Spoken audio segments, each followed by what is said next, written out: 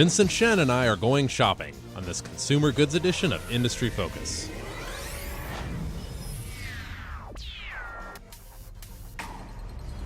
Greetings, fools. I am Sean O'Reilly, joining you here from Fool headquarters in Alexandria, Virginia.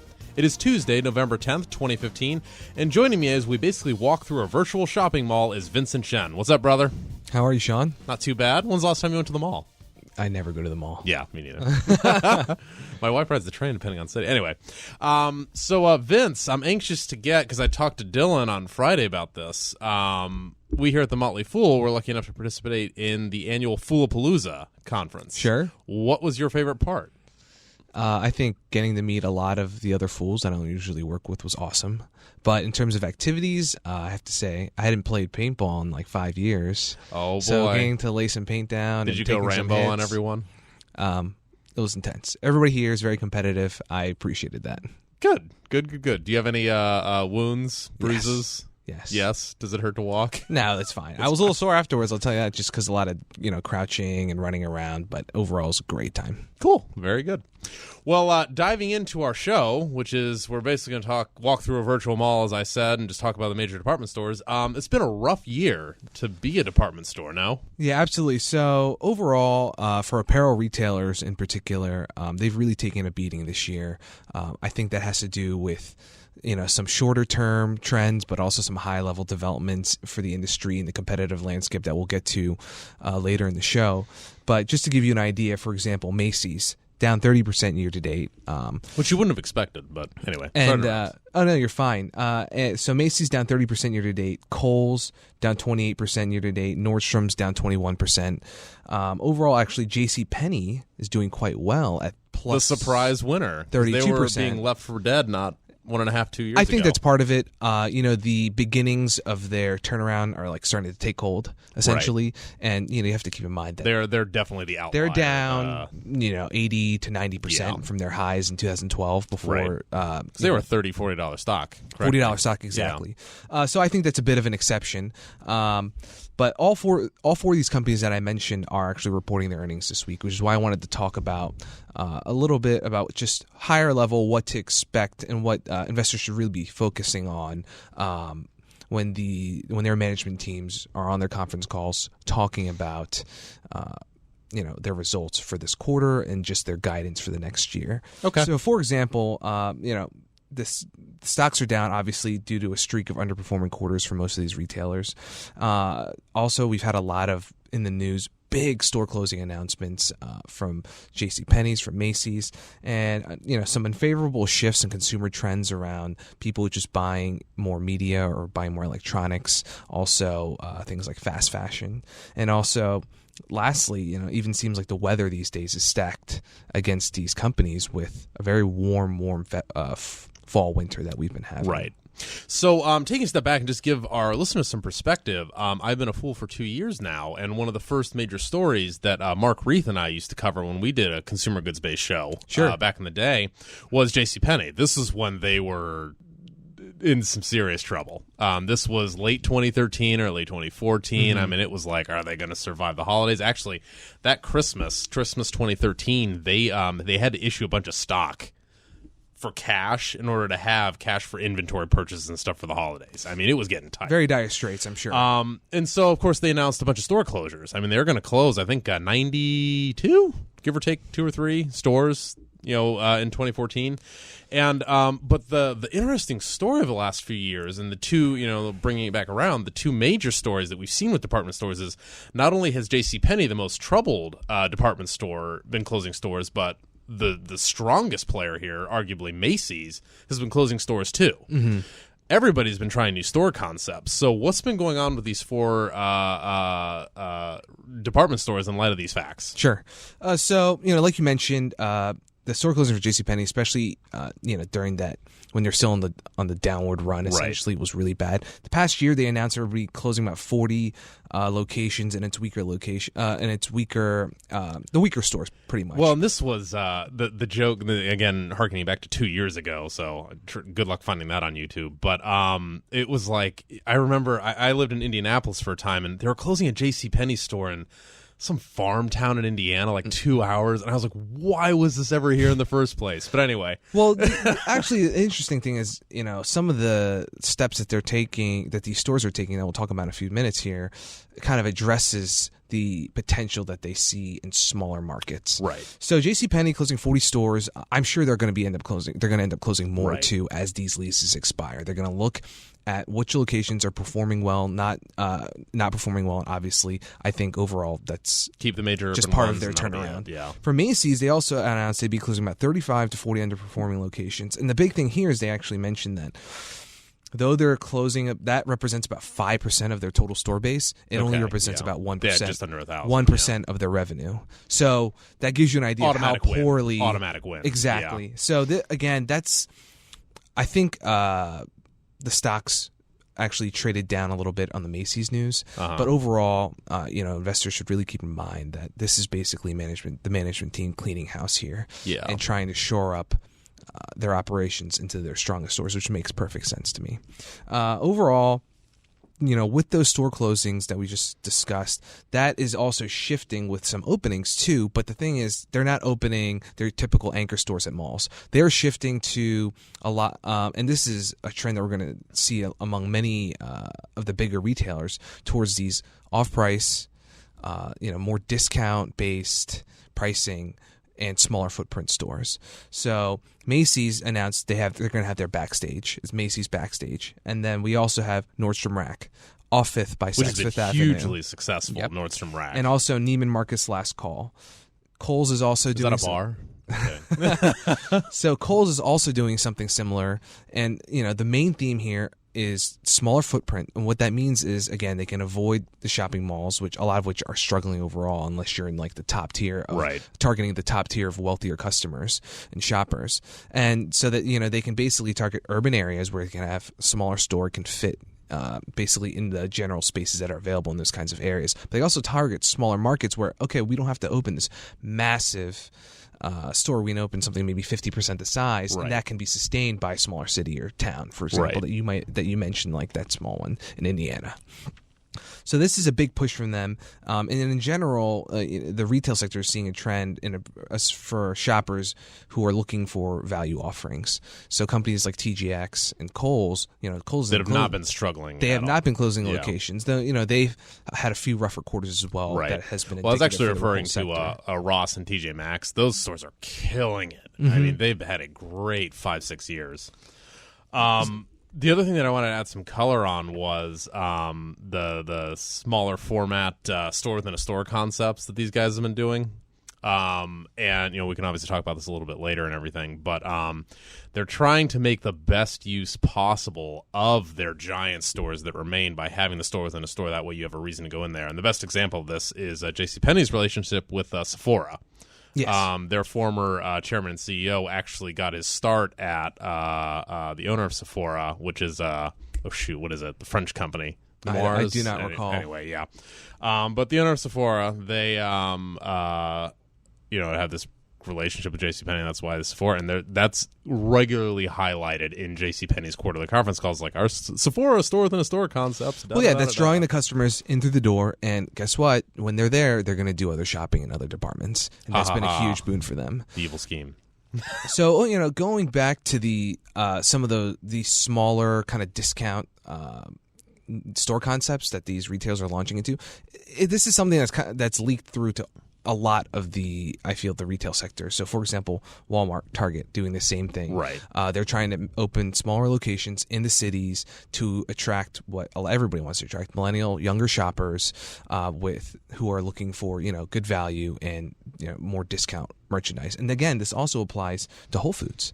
They have their 365 concept, Which I can't wait to visit. which they're experimenting with now. And the whole point of that is that it's the Whole Foods 365 brand, so lower prices to again appeal to younger shoppers and people who are in these urban areas where they can't potentially launch a full-size Whole Foods in every city. Absolutely. Well, before we move on, I wanted to point our listeners once again to the newly redesigned Focus.Fool.com. There you'll discover a special offer to join the Motley Fool Stock Advisor newsletter for all industry-focused listeners. All loyal IF listeners have access to a special discount on Stock Advisor that works out to $129 for a full 2-year subscription. Just go to focus.fool.com to take advantage of this offer. Once again, that is focus.fool.com. All right, so diving back into the retail sector, Vince, I'm anxious to get your thoughts on any short-term headwinds that investors need to be keeping in mind as all these retailers report this week. Sure. So, as we discussed previously, we have incoming third quarter reports from companies like Macy's, JCPenney, Nordstrom. So this will have all the back-to-school shopping, but it's really the prelude to the holiday season. Exactly. So some things that I thought were particularly interesting, because earlier this week, a lot of these retail companies took a beating in the market. Their shares tumbled, 3-5% or more on some very bearish Wall Street reports. And these reports generally cited something where I think it's funny that it seems like even nature is acting out against, it's like stacking the odds against these companies, which is through the very warm weather that we've been enjoying recently, where all over the country, for both October and November so far,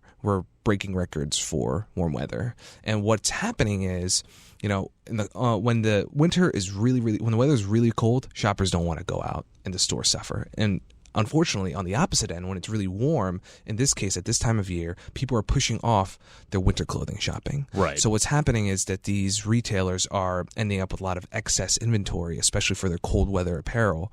And that's definitely going to be something that I'm sure is reflected for this quarter. You've got me curious now. Will their inventory balances on the balance sheets this week, what will they be up a little Exactly. bit? So that's definitely something that I feel will get covered by the management teams on their calls, and they will cite this as an issue. Something else also that's higher level is the U.S. dollar and the strength of that, because that's hurting. That's basically making it much more expensive for people to come to the U.S. as tourists. And Macy's, for the previous quarter, they cited the fact that weaker tourism hurt them in like major hubs like New York City in their flagship store, where the results simply weren't as strong because the goods are more expensive relative to the tourist local currency, and the fact that they're just not going to do as much spending. But that's something that's going to impact more of the the higher end retailers. Right. So, real quick, just before we move on, what's the key takeaway if you own any number of these companies? Well, for these two issues, I think it's the most important thing is that to remember that these are short-term headwinds. Of course, the strong U.S. dollar has been in play for almost 2 years now. Right. And some people believe that that's going to be the case for another year or two. But, you are looking at this from the foolish perspective of, is this, fundamental business a sustainable, strong one over 15, 20 years? Yeah. These are things to keep in mind, and I think are very interesting as parts of the retail business and what they encounter, but not major hits on basically the investment proposition. Right. Okay. Well, with that in mind, I do want to look towards the future for these companies and the shift in consumer spending towards more media, more electronics, as opposed to spending an afternoon shopping at Macy's. Sure. Apparently, these companies do have value, though. Yeah, of course. So there's two trends that we're seeing for these apparel retailers that I also think that are much longer term, are something that we're kind of getting the beginning hints of that investors will want to keep in mind. And the first is that there is a shift from spending on on traditional goods like clothing towards media and also electronics. A good example of where we've already seen this start to take hold and the companies are suffering as a result, and they've had to basically institute major transitions in their business and their product portfolios, is the toy industry. So think about like Mattel, for example, or Hasbro, where they had these major brands like Lego, or like Barbie, I'm sorry, not Lego, but like Barbie or Hot Wheels, or it's like the American Girl dolls, and those have all struggled. And I see it every time I visit my little cousin, for example. Why buy those when you can give the kid an iPad? Exactly. And he's on his iPad most of the time, over playing with the typical like action figures or games along those lines. So that's just something that we've seen in general, and I think is going to start leaking for into the apparel retailers as well, where people are just going to be focused more on getting the latest iPhone rather than getting that new pair of boots. Well, not only that, but these companies are, and this is, harking back to what we were talking about earlier with the smaller format stores and just having less inventory and everything. I did want to point out that I love what Macy's has done, and I don't know if you came across this in your research, but they just built a $300 or $400 million distribution facility in Oklahoma, of all places, that pretty much rivals an Amazon warehouse. Macy's is on it with their inventory management and their distribution, and just with the way the country's working with getting things in 2 or 3 days, buying it on Amazon. You don't need a huge store. You don't. And I'm glad you brought that up because that's another big trend a big shift that we're seeing for these companies is Macy's is being really proactive about adopting this omni-channel strategy where they are meeting customers' needs in the store and online, because there's no denying that e-commerce has obviously been growing as a percentage of total retail sales for a long, long time now. Well, and arguably everybody wins, because if you go into a Macy's or any one of these stores 20 years ago, they literally had to have every size of a pair of jeans available pretty much if they wanted that sale that day. Mm-hmm. Now they can have 5 of the sizes. The person likes it. They can just be like, okay, order online. It'll be at your place in 2 days. Boom. Or pick it up at the store. Either way. So they really want to provide shoppers with those options. Kohl's hasn't been as strong as some of its competitors in adopting that omni-channel strategy, but it definitely has that in mind, and management has cited the fact that they're going to be pursuing that much more aggressively. And so the last thing is a bit more of like kind of financial engineering in my view, but it has to do with REITs, real estate investment trusts. We kind of saw this a little bit in the gaming industry with Penn National Gaming, where they basically they have these casinos. They spun off a REIT, which basically owned that property, and the actual the casino operator would lease that back. The benefit, the investors in the REIT get really stable revenues from those lease payments, but they also get more favorable tax treatment since it's not taxed at the corporate level. Yeah. Exactly. So a number of retailers have obviously been doing this. Mm-hmm. The first that attempted it, or the first bull case that referred to any of these companies, was, of course, Sears. Mm-hmm.